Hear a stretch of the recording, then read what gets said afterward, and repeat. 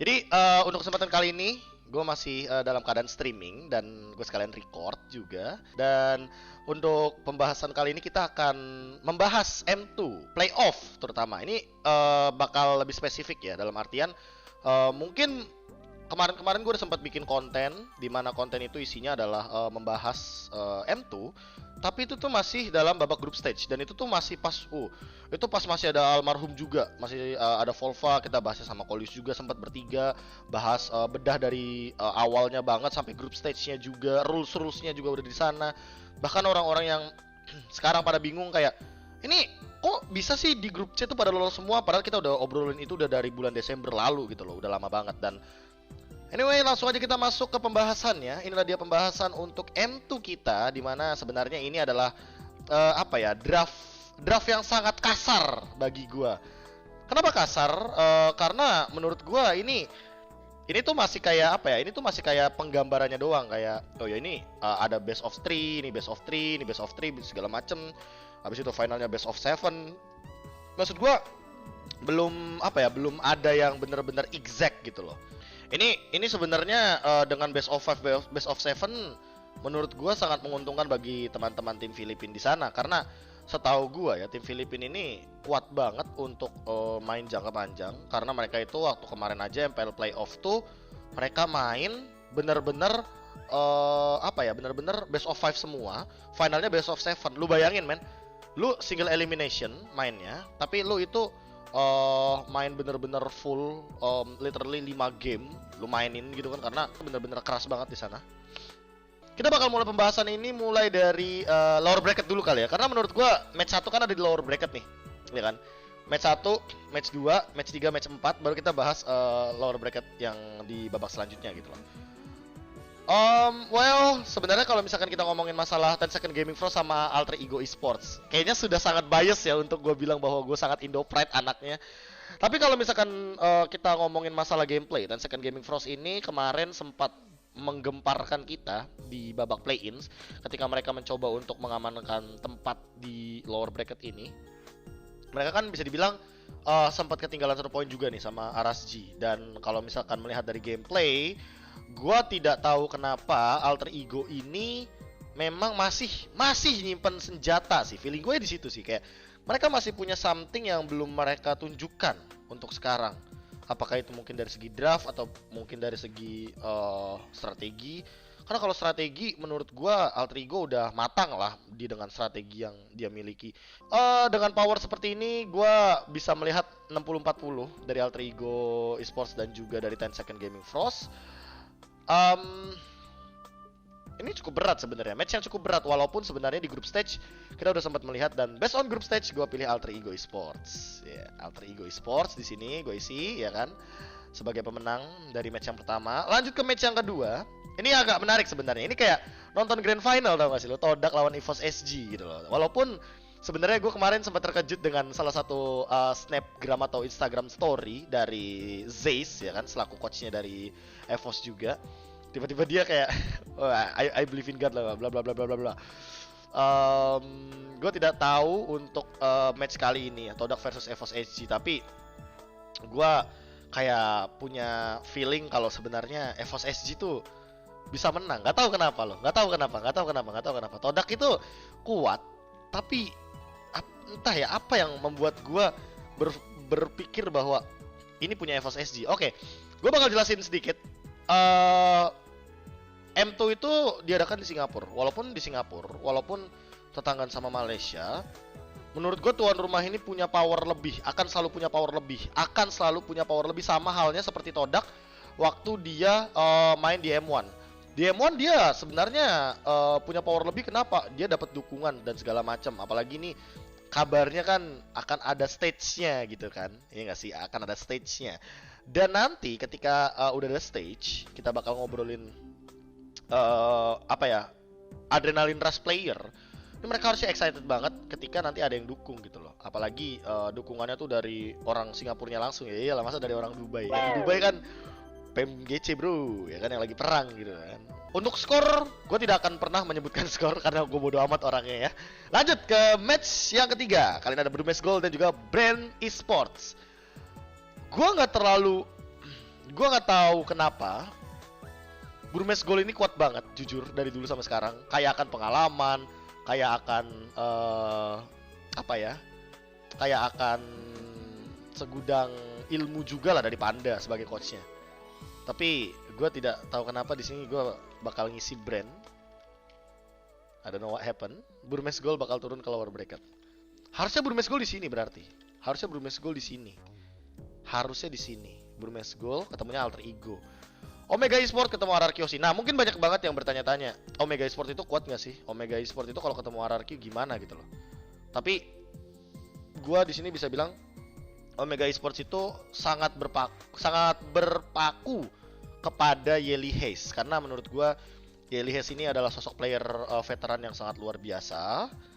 Terus juga dia tipikal orang yang sangat disiplin kalau offline, bukan offliner ya, tapi offline event. Jadi adrenalin rush-nya dia tuh kayak bener-bener kayak menggebu-gebu banget. Abis itu melihat performa dari RRQ Hoshi juga yang menurut gua ini jujur ya, menurut gua jujur RRQ Hoshi ini punya line up unik banget. Dia bisa mainin Lemon sama Albert. Dia bisa mainin si Sin sama ini juga sama si Whisking juga gitu loh. Menurut gua mereka memaksimalkan line up banget dari RRQ Hoshi. Cuma pertanyaannya dengan Omega Esports yang sudah solid, RRQ Hoshi mau pakai line up yang kayak gimana? Line up Albert Lemon kah yang main all out kayak kemarin, atau yang mainin kayak Whisking sama Sin yang kitingnya overwhelm banget? Itu dua hal yang berbeda. Lu pakai lu pakai dua lini yang line up yang berbeda, lu bakal menghasilkan gameplay yang berbeda juga. Makanya gue bilang ini nanti kalau RRQ Hoshi-nya pakai meta apa gitu loh untuk ngalahin Omega Esports. 5545 sih gua, tapi jangan ditanya bro, RRQ Hoshi gua megangnya. Saya mau dibilang bias bodo amat, aing teh Indo Pride, saha teh saha edan. Lanjut gitu loh. Kali ini kita menuju ke match yang kelima, ada Burmese Gold melawan Alter Ego. Ini bisa jadi match yang keras menurut gua. Burmese Gold ini kerat banget menurut gue, bisa 50-50 bahkan gue bilang. Kalaupun ini best of 3 gamenya, gue bisa bilang ini 3-3-nya mungkin bakal kepake gamenya. Either 2-1, gue berharap Alter Ego yang menang. Walaupun sebenarnya letak unggulan dari Burmese Gold sendiri tuh, mereka fast learner coy sebenarnya. Mereka cepet banget loh. Mereka cepet banget tahu sebenarnya untuk ini. Untuk apa ya? Untuk belajar gitu loh dari kesalahan. Ya pokoknya ini gambaran kasar ya, Alter Ego. Kan? Terus yang lolos dari bawah nih, yang lolos di lower bracket juga satu laginya, Omega Esports sama EVOS SG itu menurut gua masih ada di Omega. Nah di sini kenapa kekuatan, bukan kekuatan orang dalam sih, apa ya, bukan kekuatan orang dalam, gue tuh bilangnya apa sih namanya, kekuatan tuan rumah tuh sebenarnya kayak Toda kemarin. Mereka kan juga di Malaysia kan juara 3 gitu loh, juara 3 kan. Dan menurut gua Omega ini lebih confident dengan gameplay mereka ketimbang EVOS SG, karena mereka juga kompetitif scene di Filipina kan keras banget, lebih keras malah, jauh lebih keras daripada mungkin di MYSG. Gue tidak memandang sebelah mata ya EVOS SG, MYSG waktu MPL-nya, enggak, mereka juga compete di sana. Cuma perbedaannya di sini kalau kita ngomongin masalah Filipina, dari cara mereka playoff aja beda men. Lu tahu nggak playoff di Filipina sana itu tuh semua matchnya nih ya, semua matchnya mereka single elimination, mereka best of 5 semuanya sampai dengan semifinal, dari match yang pertama sampai match semifinal. Finalnya mereka best of 7. Mereka, lu bayangin men, secapek apa itu mereka tanding selama kurang lebih 3-4 hari gitu loh untuk bermain seperti itu. Nah mungkin banyak juga yang bilang kalau misalkan Burmese Gold ini udah berkembang jauh, Burmese Gold ini kuat banget, Burmese Gold ini nih fast learner. Gue juga bilang bahwa Burmese Gold itu fast learner gitu loh. Dia benar-benar cepet banget untuk mempelajari meta musuh. Abis itu mereka coba untuk memanfaatkan gimana gameplay mereka yang mereka punya gitu loh. Misalkan yang mereka punya lebih tepatnya. Dan kalaupun misalkan, gue nggak tahu ya ini kebalik atau enggak, karena kadang yang di atas itu taruhnya di bawah, yang di match 4 itu taruh di match 5. Tapi yang gue dapatkan informasinya kemarin adalah seperti itu gitu. Gue lanjut, kali ini ada match yang ke-7. Berarti ini ya, berarti kita ngomongin masalah match upper bracket.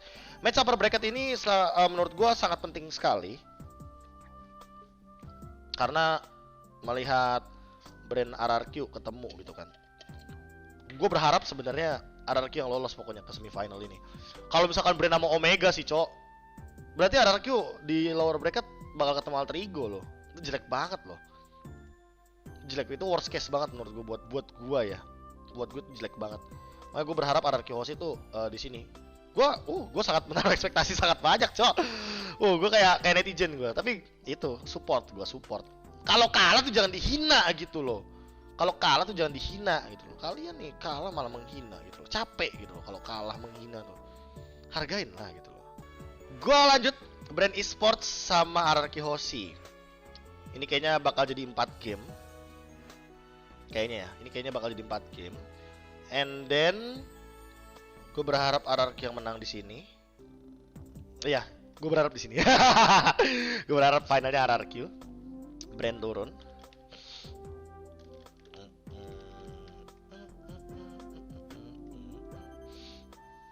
Alter Ego Esport Omega. Keras sih, Cok. Keras sih jujur ya.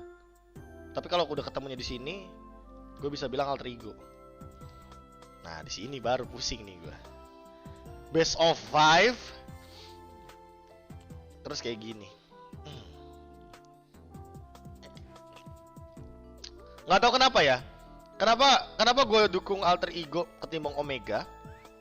Karena menurut gue Alter Ego itu persisinya lebih komplit daripada Omega. Omega itu tidak sekomplit brand, cuy. Walaupun mereka sebenarnya tim yang sangat menakutkan bagi gue. Tapi kalau ketemu lagi AES sama brand, wah ini berat juga ya. Berat sekali hari-hariku ini. Bah, I don't know. Apakah aku harus jadi realistis? Gua ngomongin kepahitan hidup kali ya. Tapi Alter Ego tuh kuat banget, Cok, lower bracket, Cok. Sumpah ya, Alter Ego itu kuat lower bracket, jujur ya. Kuat banget, nggak tahu kenapa, power dari mana itu mereka tuh lower bracket. Tapi brand kuat, Cuk. Finalnya brand sama RRQ sih. Gue Indo Pride, gue dukung RRQ. Please man. Ini kalau gambaran kasar dari gua. Oke, tapi kan Bang, itu bracketnya salah, itu kan kebalik. Oke, misalkan kita balik ya kan. Misal kita balik. Oke, kita balik sini, kita balik ya kan. Nih, lu maunya gini kan, Burmese Gold di bawah ya kan. Habis itu Omega di sini kan. Kayak gini. Gak ada bedanya cuy menurut gua. Alter Ego, gua lolosin di sini. Alter Ego enggak. Alter Ego gua lolosin di sini. Terus di sini Burmese Gold. Tadi gua Burmese Gold sama Alter Ego ngeprediksi apa? Alter Ego sama aja, Alter Ego juga di sini. Ya enggak sih? Gitu. Maksud gua kalau pakai ini. Pakai headset Corsair HS70 Pro wireless gitu ya. Ya enggak sih? RRQ Hoshi di sini masih sama hasilnya, masih bodo amat gua mau ada siapa. Daki you watch me? Yeah, you see RRQ Hoshi. I bet RRQ Hoshi for grand final. Brand will down into lower bracket first ya. Ya, somehow like that lah.